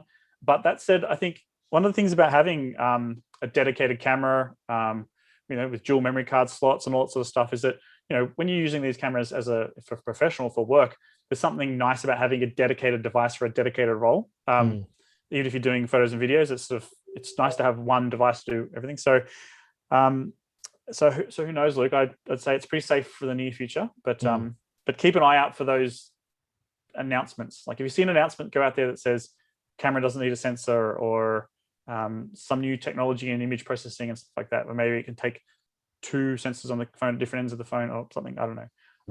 Keep an eye out for those sort of announcements, which might close the gap faster than we think. But the demand for more features on the on our main cameras is going to get more and more, I think. I think that's going to be pressurized from the phone. So and then I think also if there's becomes a bit more hybridization between phones and cameras, that could be quite an interesting outcome as well. What was it? I was thinking of another thing there. I guess, like you say, it's just at the end of the day, it's the physics, and you can only do so much with a tiny little device like that. Awesome. Do you guys have anything last to add at all, Nick or Paul? I've been sort of reluctant because I'm not quite sure what's been covered before, but I'm sure as hell going to be going back and watching it from the beginning. Because I'm quite aware that Rob's on the sweeping curve. I just look at his eyes and I thought, geez, there's a lot of things going on behind there that not many people have access to, and it comes out through who you are and your character and your humor as well, Rob. So you're the kind of person that I'd be very intrigued to get to know more, and I reckon I'd be stretching my understanding of the world every time I hang out with you, because you're operating in a different realm from myself in terms of. Well, it's not all bells. It's not all amazing, mate. So I think there's something to be said, and I envy people who are able to focus on one thing and not let the craziness of modern technology distract them from that core task. Because I can tell you what, when there's an amazing sunset going on outside, it's not a nice feeling to have to think, which camera will I take? It'd be nice to just be able to go, I'm going to take the camera to the sunset, right? With the tripod and put the filter. So there's a cost to it. And I will say that a lot of the stuff that I do it is because of excitement and enthusiasm for technology. It's like a hobby in itself. It's a hobby in itself. It's why I got into photography, is because I like all the other stuff. But also, trying to run a photography business and being on the cutting edge of technology, or trying to run a YouTube channel and stuff like that, I'm able to channel that energy into something that feels practical, even though maybe it's not as practical as I think. And certainly having a different edge, or having, everyone, having a point of difference is massive. And that's, if you're on the cutting edge of what's coming out, then that's a really great way of giving yourself that point of difference as well, say with FPV or something like that. So then that's very desirable these days to be able to have that kind of something a little bit different to everybody else. So no, that's Rob, awesome. where can people sort of engage with your work and see what you get up to? Instagram or YouTube, just my name, Rob Mulally. Just search for it and you'll find it. I'm kind of more excited about YouTube these days than Instagram, but don't tell anyone that, okay? Just between us.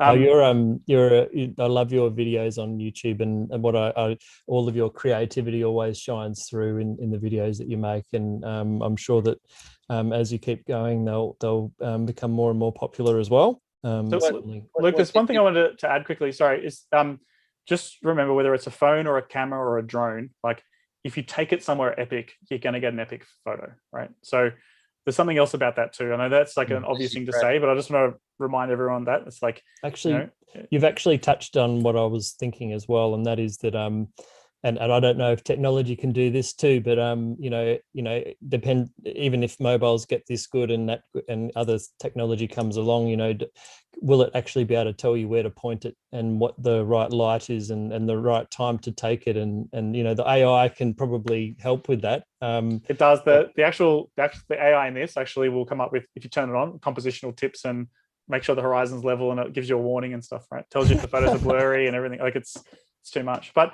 to your point, Luke, though, that could be something that's not impossible. You're talking before about potential for, Photoshop's got the ability now to change the sky, right?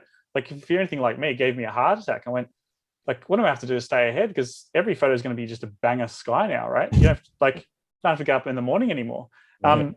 And obviously there's a lot more to the art of that. But in theory, if Photoshop released a camera or there's some sort of functionality, in theory, you could compose it in camera.